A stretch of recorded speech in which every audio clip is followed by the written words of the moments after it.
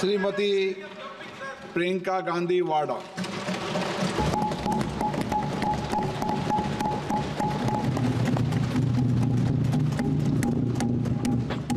नमस्कार।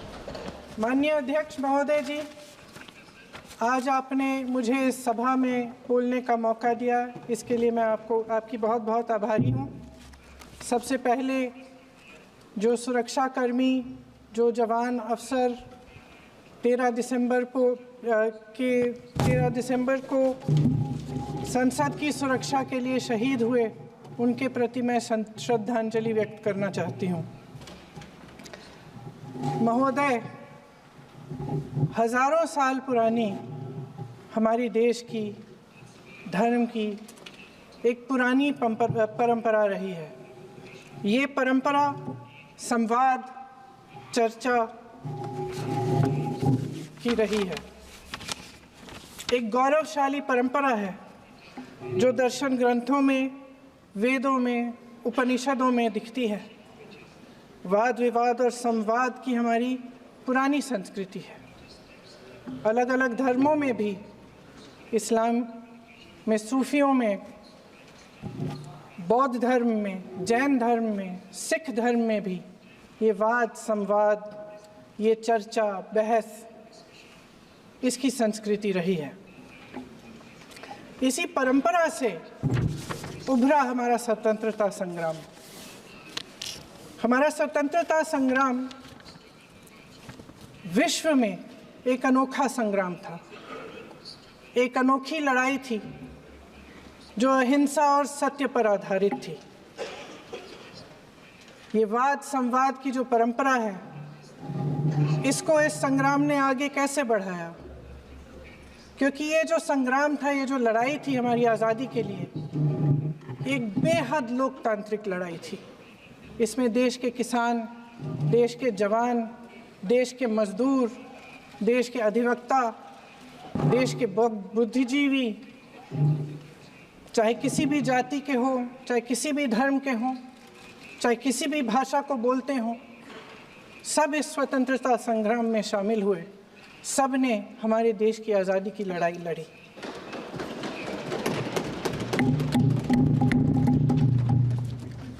और उसी आज़ादी की लड़ाई से एक आवाज़ उभरी जो हमारी देश की आवाज़ थी। वो आवाज़ ही आज हमारा संविधान है। साहस की आवाज़ थी, हमारी आज़ादी की आवाज़ थी, और उसी की गूंज ने हमारे संविधान को लिखा और बनाया। ये सिर्फ एक दस्तावेज नहीं है। बाबा साहेब अम्बेडकर, मौलाना आज़ाद जी, राजगोपालाचारी जी और जवाहरलाल नेहरू जी और उस समय के तमाम नेता, जैसे आपने कहा, इस संविधान को बनाने की जो कार्य में सालों के लिए जुटे रहे। हमारा संविधान इंसाफ, उम्मीद, अभिव्यक्ति और आकांक्षा की वो ज्योत है जो हर हिंदुस्तानी के दिल में जलती है। अध्यक्ष महोदय, इस ज्योत ने हर एक भारतीय को ये पहचानने की शक्ति दी कि उसे न्याय मिलने का अधिकार है, कि उसमें अपने अधिकारों के लिए आवाज़ उठाने की क्षमता है, कि जब वो आवाज़ उठाएगा तो सत्ता को उसके सामने झुकना पड़ेगा। इस संविधान ने हर एक देशवासी को ये अधिकार दिया कि वो सरकार बना भी सकता है और सरकार बदल भी सकता है। ये ज्योत जो हर हिंदुस्तानी के दिल में जलती है, उसने हर हिंदुस्तानी को ये विश्वास दिया कि देश की संपत्ति में, देश की दौलत में, संसाधनों में उसका भी हिस्सा है, कि उसे एक सुरक्षित भविष्य की उम्मीद का अधिकार है, कि देश बनाने में भी उसकी भागीदारी है। उम्मीद और आशा की ये जोत मैंने देश के कोने कोने में खुद देखी है। उन्नाव में मैं एक रेप पीड़िता के घर गई, उसे जलाकर मार डाला था। वो शायद 20-21 साल की होगी। हम सबके बच्चे हैं। हम सोच सकते हैं कि अगर हमारी बेटी के साथ बार बार बलात्कार हुआ और फिर जब वो अपनी लड़ाई लड़ने के लिए गई तो उसको जलाकर मार डाला गया होता तो हम पर क्या बीतती। मैं उस बच्ची के पिता से मिली। उसके खेत जलाए गए थे, उसके भाइयों को पीटा गया था, उसके पिता को बाहर से घर के बाहर घसीट कर मारा गया था। उस पिता ने मुझे बताया कि बेटी, मुझे न्याय चाहिए। मेरी बेटी अपने एफआईआर को दर्ज करने के लिए जब ज़िले में गई तो उसको मना किया गया। अगले ज़िले में जाना पड़ा उसे। वो रोज़ सुबह 6 बजे उठकर तैयार होकर अकेली अपने मुकदमे को लड़ने के लिए अगले ज़िले में ट्रेन से जाती थी। उसके पिता ने मुझे कहा कि मैंने उससे कहा, बेटी अकेले मत जाओ, छोड़ दो ये लड़ाई। लेकिन उसकी बेटी ने उसको जवाब दिया कि नहीं पिताजी, मैं अकेली जाऊंगी, मैं लड़ूंगी, ये मेरी लड़ाई है, मैं इसको लड़ूंगी। ये लड़ने की क्षमता, ये हिम्मत उस लड़की को और करोड़ों भारत की नारियों को हमारे संविधान ने दी। आगरा में मैं अरुण वाल्मीकि के घर गई। अरुण वाल्मीकि पुलिस स्टेशन में काम करता था, सफाई का काम करता था। आप सोच सकते हैं हमारी तरह उसका भी परिवार था। नई नई शादी हुई थी, 2-3 महीनों का बच्चा था। पुलिस स्टेशन में चोरी हो गई। चोरी का इल्ज़ाम उस पर लगाया गया। उसके पूरे परिवार को उठाकर पुलिस स्टेशन में ले गए। आप हंस रहे हैं, लेकिन ये गंभीर बात है। गंभीर बात। शर्म करो, शर्म। अरुण वाल्मीकि को पीट पीट के मार डाला, उसकी बीवी को पीटा, उसके पिता के नाखून निकाले, उसके पूरे परिवार को पीटा गया। जब मैं उस जवान महिला से मिलने गई जो अभी अभी विधवा हुई थी, तो उसने मुझे कहा कि दीदी, हमें सिर्फ एक चीज़ चाहिए, हमें न्याय चाहिए और हम इस न्याय के लिए लड़ते रहेंगे, चाहे कुछ भी हो जाए। ये हिम्मत उस महिला को हमारे संविधान ने दी।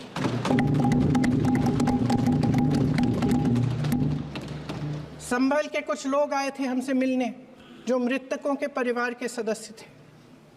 उसमें 2 बच्चे थे, अदनान और उजैर। अब सुनिए। उसमें 2 बच्चे थे, अदनान और उजैर। एक बच्चा मेरे बच्चे की उम्र का है, दूसरा उससे छोटा 17 साल का है। दर्जी के बेटे थे। दर्जी का एक ही सपना था कि वो अपने बेटों को पढ़ाएगा, लिखाएगा। एक बेटा डॉक्टर बनेगा, एक बेटा भी सफल होगा दूसरा बेटा भी अपने जीवन में सफल होगा। उनके पिताजी हर रोज़ उनको स्कूल छोड़ते थे।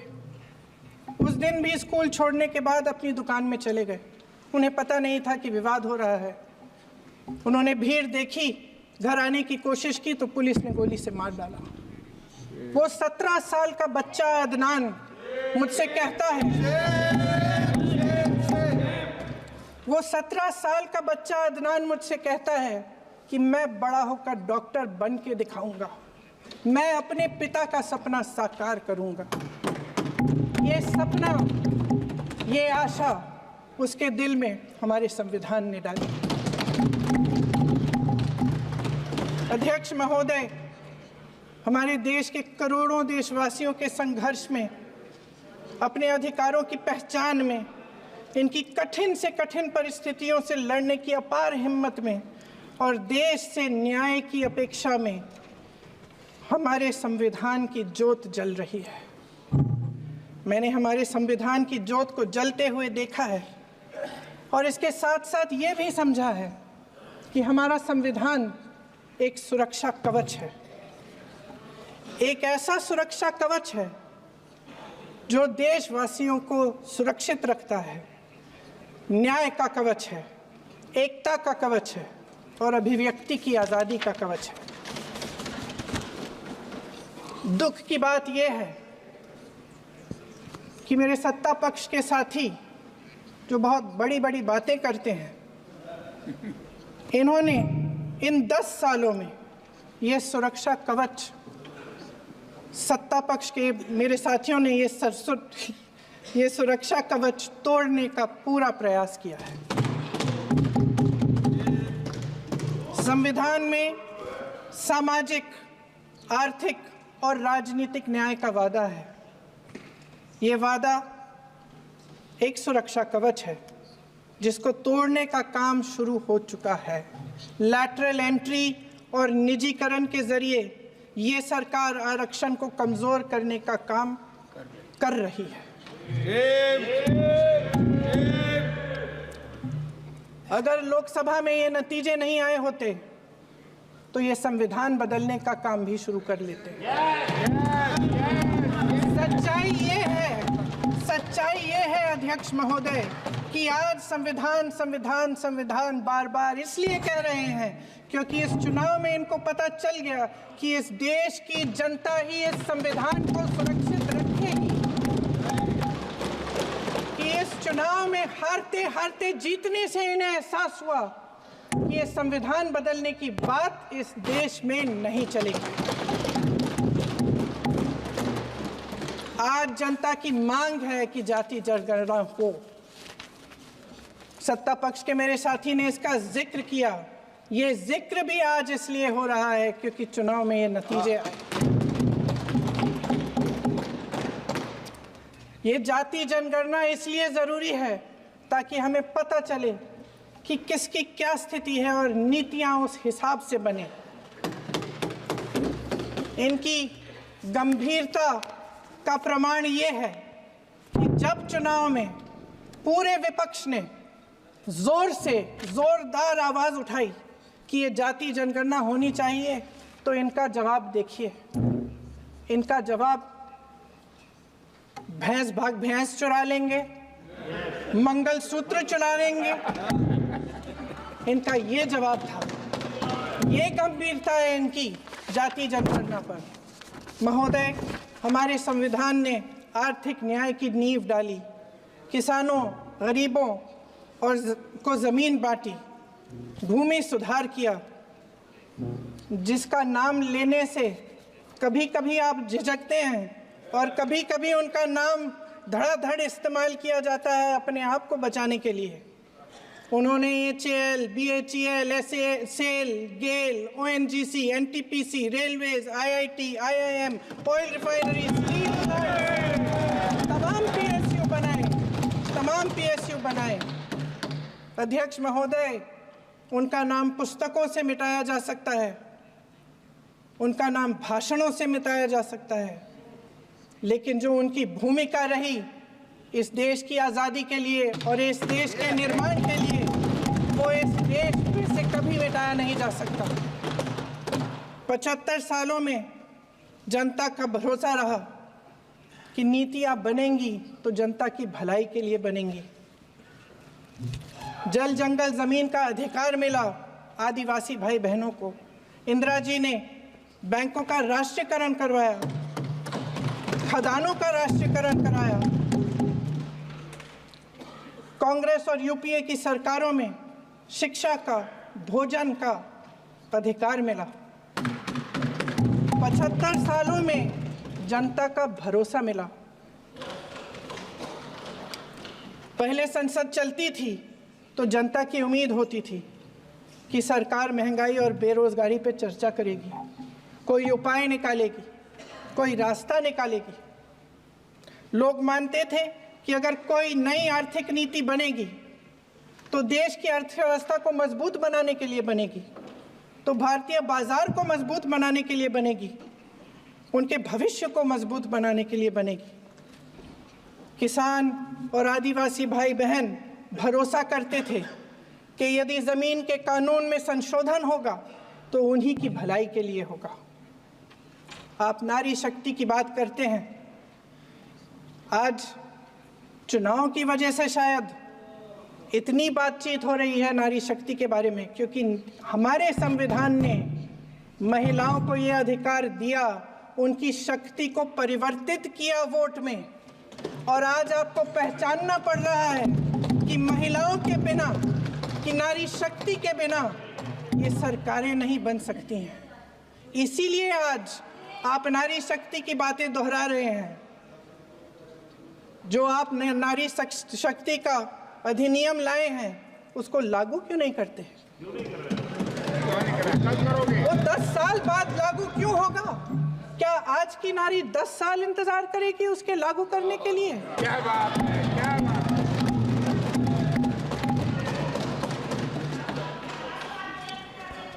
आज संसद में बैठे हुए सत्ता पक्ष के मेरे साथी ज्यादा से ज्यादा अतीत की बातें करते हैं। 1921 में क्या हुआ, कब हुआ, नेहरू जी ने क्या किया। अरे वर्तमान की बात करिए, देश को बताइए आप क्या कर रहे हैं, आपकी जिम्मेदारी क्या है?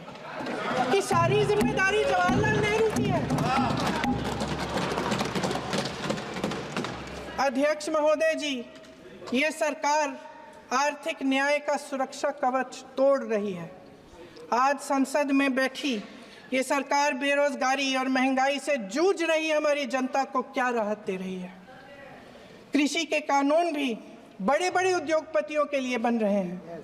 सही एमएसपी को छोड़िए, डीएपी तक नहीं मिल रहा है।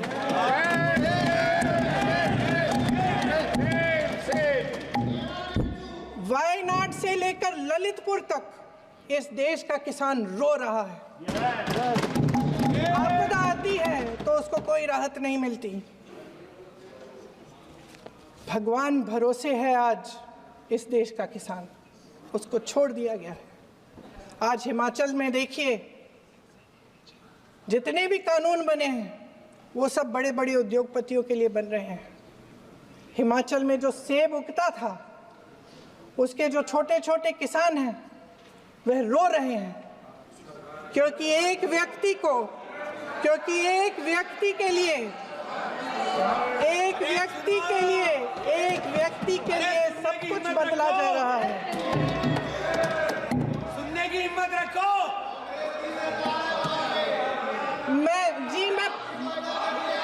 अध्यक्ष महोदय जी,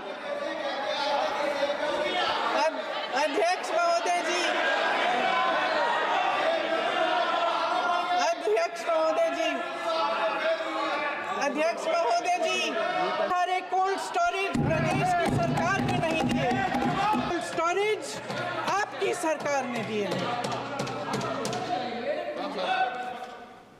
देश देख रहा है कि एक व्यक्ति को बचाने के लिए 142 करोड़ देश की जनता को नकारा जा रहा है। सारे बिजनेस, सारे संसाधन, सारी दौलत, सारे मौके एक ही व्यक्ति को सौंपे जा रहे हैं। सारे बंदरगाह, एयरपोर्ट्स, सड़कें, रेलवे का काम, कारखाने, खदानें, सरकारी कंपनियां सिर्फ एक व्यक्ति को दी जा रही है। जनता के मन में हमेशा ये विश्वास होता था कि अगर कुछ नहीं है तो संविधान हमारी सुरक्षा करेगा, मगर आज आम लोगों के बीच ये धारणा बनती चली जा रही है कि सरकार सिर्फ मुनाफे के लिए चल रही है। देश में बहुत तेजी से गैर बराबरी बढ़ रही है।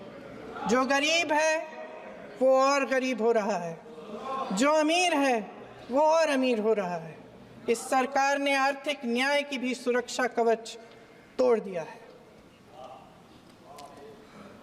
राजनीतिक न्याय की जब बात होती है, मेरे सत्ता पक्ष के साथी आज खड़े हुए और तमाम गिनती करने लग गए कि ऐसा हुआ वैसा हुआ, 1975 में जो हुआ, तो सीख लीजिए ना आप भी।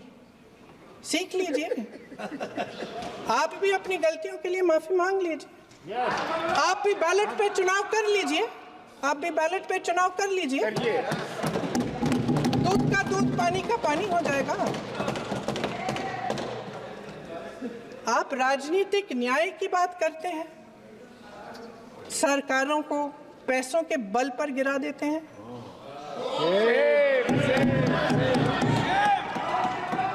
मेरा आग्रह है कि अपन संविधान में सकारात्मक बोले।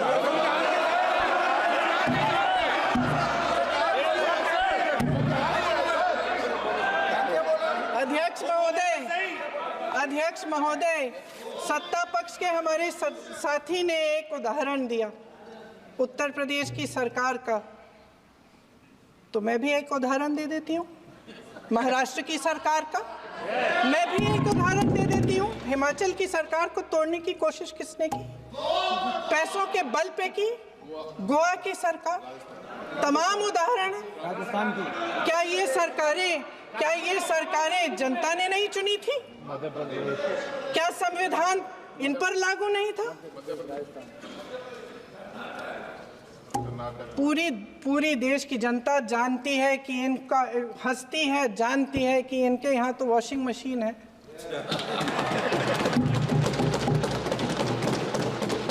तो यहाँ से वहां जाता है, वो धुल जाता है।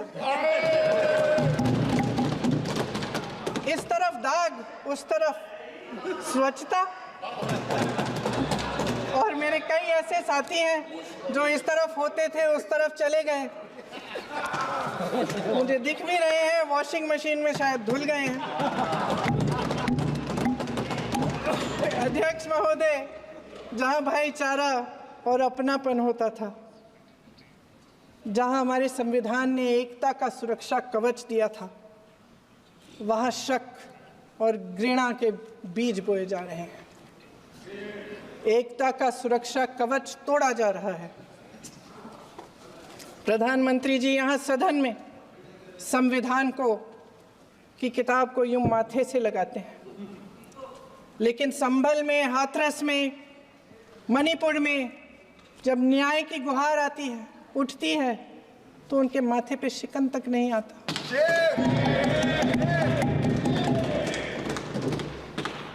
शायद समझ नहीं पाए हैं कि भारत का संविधान संघ का विधान नहीं है।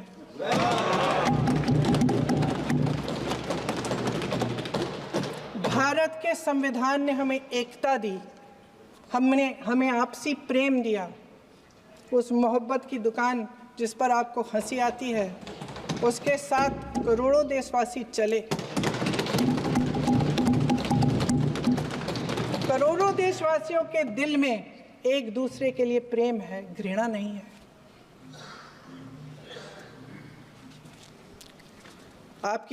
इनकी जो विभाजनकारी नीतियां हैं, उसका नतीजा हम रोज देखते हैं। राजनीतिक फायदे के लिए संविधान को छोड़िए, देश की एकता को भी ये रख नहीं सकते, इसकी सुरक्षा नहीं कर सकते। हमने संभल में देखा, मणिपुर में देखा। दरअसल इनका कहना है कि अलग अलग इस देश के अलग अलग हिस्से हैं, लेकिन हमारा संविधान कहता है कि ये देश एक है और ये देश एक रहेगा। जहां खुला विवाद होता था, अभिव्यक्ति का सुरक्षा कवच होता था, इन्होंने भय का माहौल पैदा किया है। सत्ता पक्ष के मेरे साथी अक्सर 75 सालों की बात करते हैं, लेकिन इन 75 सालों में ये उम्मीद, आशा, ये अभिव्यक्ति की ज्योति कभी थमी नहीं, कभी बुझी नहीं।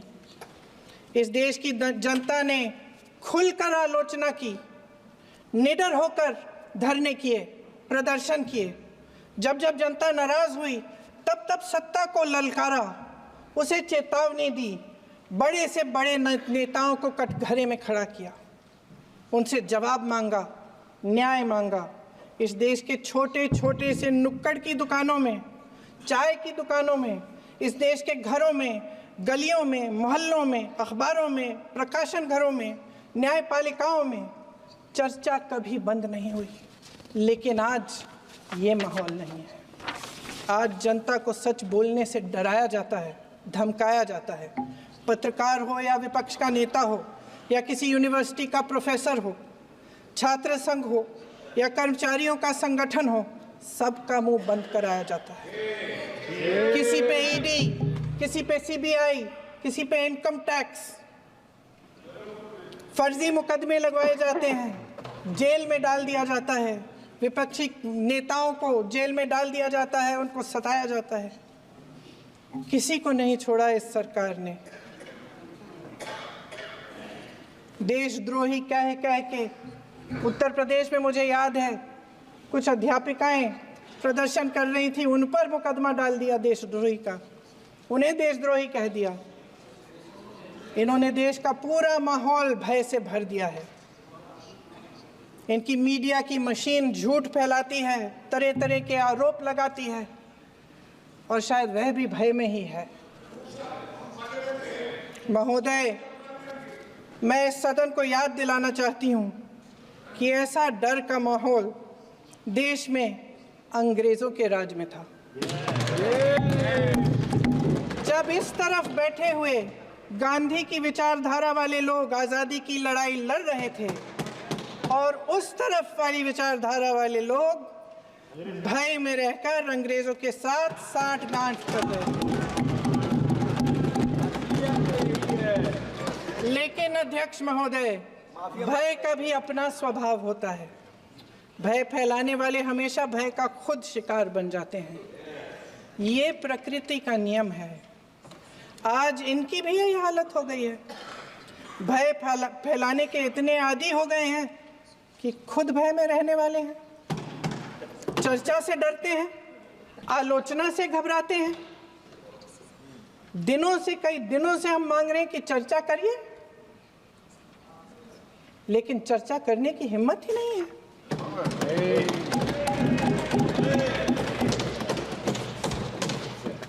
एक कहानी होती थी अध्यक्ष महोदय, शायद बचपन में आपने भी सुनी होगी। राजा भेष बदलकर बाजार में आलोचना सुनने जाता था। ये सुनने जाता था कि प्रजा मेरे बारे में क्या कह रही है, मैं सही रास्ते पे चल रहा हूँ कि नहीं।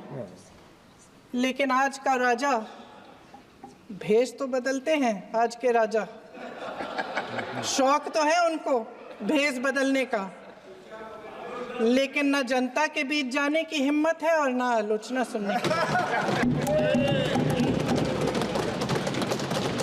महोदय, मैं तो सदन में नहीं हूं।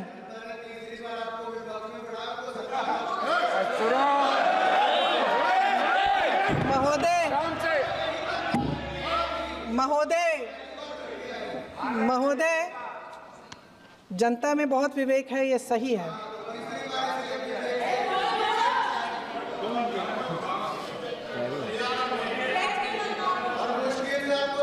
अच्छा महोदय, मैं सदन में नहीं हूँ, कुछ हाँ ठीक है, मैं सदन में नहीं हूँ, मात्र 15 दिनों से आ रही हूँ।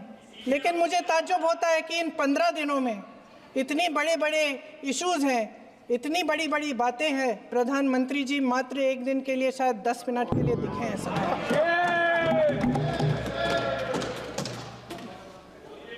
बात यह है अध्यक्ष महोदय जी कि ये देश भय से नहीं, साहस और संघर्ष से बना है। इसको बनाने वाले देश के किसान, जवान, देश के करोड़ों मजदूर और गरीब जनता है। संविधान इनको साहस देता है। मेहनती मिडिल क्लास है।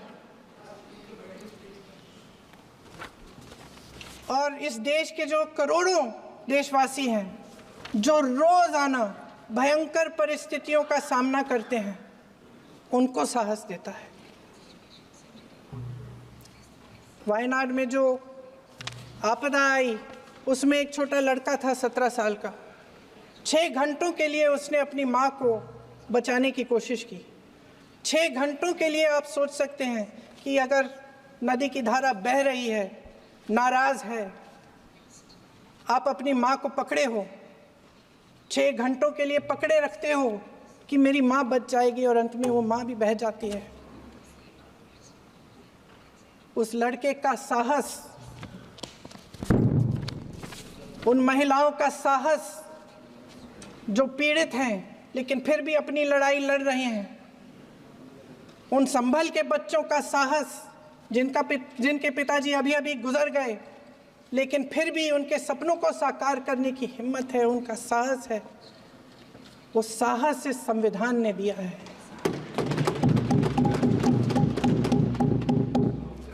वो आत्मविश्वास इस संविधान ने दिया है। ये देश भय से नहीं चल सकता, ये देश साहस से ही चलेगा। भय की भी सीमा होती है, और जब वो सीमा पार हो जाती है, जब किसी को इतना दबाया जाता है कि उसको लगने लगता है कि अब मेरे पास खोने के लिए कुछ नहीं है, तब उसमें एक ऐसी शक्ति पैदा होती है जिसके सामने कोई कायर खड़ा नहीं हो सकता। ये देश कायरों के हाथों में ज़्यादा देर तक कभी नहीं रहा है।